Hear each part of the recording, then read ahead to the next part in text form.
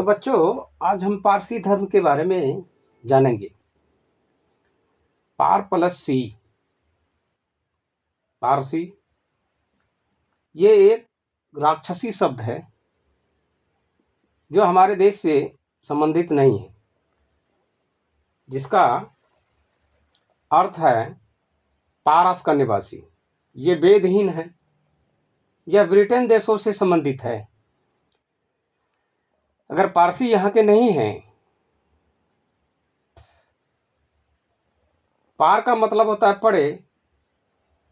ये कुछ दिन तक मोहम्मद पैगंबर को मानने वाले लोग थे।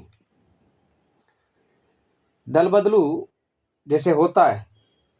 सी का मतलब होता है सिस्टम से पढ़े। इतिहास गवाह है कि जब भी किसी देश के साथ फरेब जालसाजी किया जाता है तो उसे देशद्रोह का नाम दिया गया है, चाहे कोई सदी हो। इस धर्म के बच्चों को हिदायत है कि कोई भी धर्म स्वच्छ आत्मा शरीर को धारण करने को बाध्य करते हैं, ना कि नफरत करने के लिए। सबों में मानव धर्म श्रेष्ठ है। मानव धर्म का पालन कर ही अच्छा समाज का गठन करें। Listener of India. तो बच्चों, आपने सारे धर्म के बारे में प्रेक से जाना। जो लिखा जाता है, जो इतिहास हम सबों को पढ़ाया गया, वो इतिहास हमारा है ही नहीं।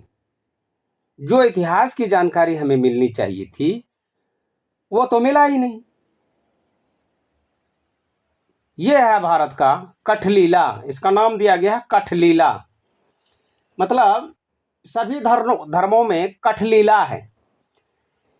केवल बौद्ध धर्म का ही एक मार्ग है जिनमें ना तो छल है, ना कपट है, ना द्वेष है, ना नफरत है, ना ऊंच नीच की भावना है।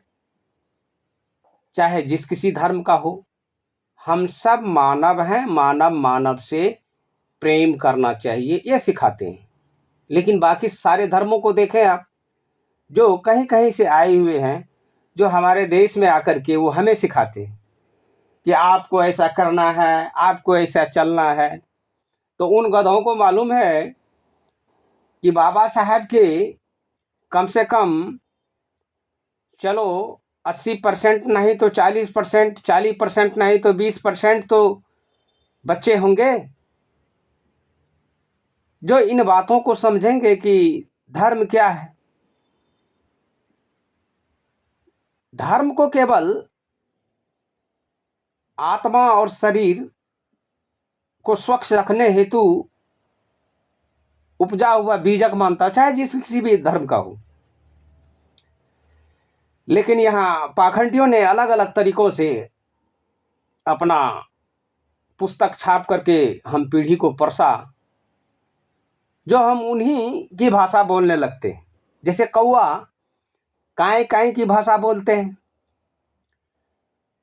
वो बोगला की आवाज या कोयल की आवाज निकाल नहीं सकते।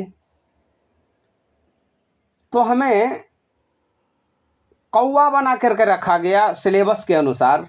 तो हमें कौवा नहीं बनना है, हमें कोयल बनना है, जो उसकी आवाज सुनने के लिए, मधुर आवाज को सुनने के लिए हर आदमी आतुर होता है समय के अनुसार।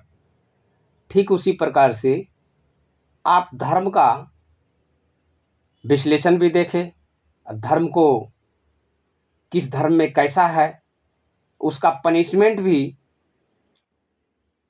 आपके सामने है। अब आप लोग खुद निर्णय करेंगे बच्चों, मुझे क्या बनना है। अब यहां से साचा आपकी शुरू होती है कि मुझे बनना क्या है।